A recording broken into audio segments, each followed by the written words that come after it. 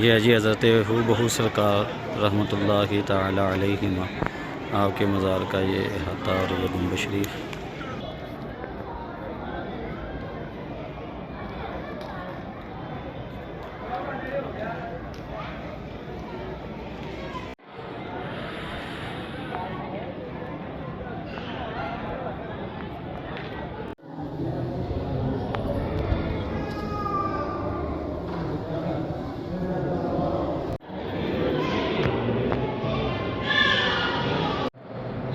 اس وقت الحمدللہ ہم حاضر ہیں جو دربار بہو سرکار، یہ قوم ہے، ان کو موراں والی سرکار بھی کہا جاتا ہے، ہماری جو پہچان ہے ان کی موراں والی سرکار بھی کہا جاتا ہے کہ ان کے مزار پر مور بھی حاضری دیتے ہیں صبح و شام، اور یہ بہو سرکار ان کا لقب ہے، اصل میں ان کے نام حضرت اسحاق اور حضرت یعقوب ہیں، اور یہ حضور سید غوث پاک رضی اللہ تعالیٰ عنہ آپ کے جو بیٹے ہیں حضرت سیدنا عبد الرزاق، یہ ان کے بیٹے ہیں دونوں۔ کہا جاتا ہے کہ یہ ان کے اس علاقے والے جو احباب تھے، جو لوگ تھے، جو مسلمان تھے، ان کو ہندو گھرانے بہت تنگ کرتے تھے، تو یہ گئے بغداد میں حضور سید غوث پاک رضی اللہ تعالیٰ عنہ آپ کی بارگاہ میں جا کر اس کے بارے میں عرض و معروض کی، تو غوث پاک رضی اللہ تعالیٰ عنہ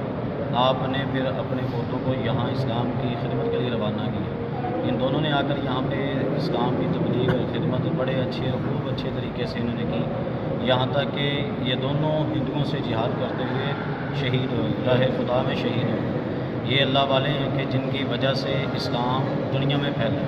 بعض لوگ یہ کہتے ہیں کہ ان ولیوں نے کیا کیا، ان ولیوں کے بارے میں آپ کیوں شان بیان کرتے ہیں؟ ہم اسی لیے شان بیان کرتے ہیں کہ جو اپنے محسن کو یاد نہیں رکھتا وہ دنیا کا بدبخت انسان ہوتا ہے۔ تو یہ ہمارے محسنین ہیں، اسلام کے محسن ہیں اور مسلمانوں کے محسن ہیں کہ جنہوں نے اپنے گھر بار چھوڑا، ہر شے چھوڑی، صرف ایک اسلام کی خاطر، ہم تک تبلیغ پہنچانے کی خاطر، قرآن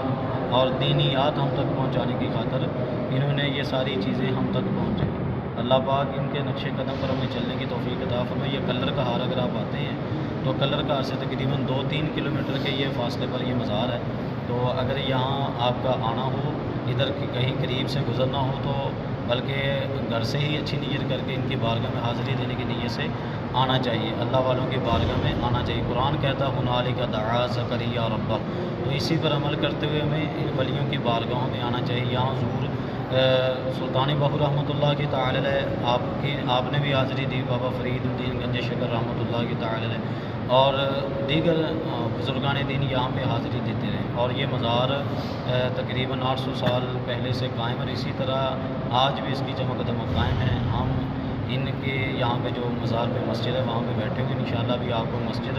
اور دیگر جو مقامات ہیں اور مزار شریف کے بھی انشاءاللہ ہم نظارہ کروائیں گے۔ ہمارے ساتھ دوست احباب تشریف فرما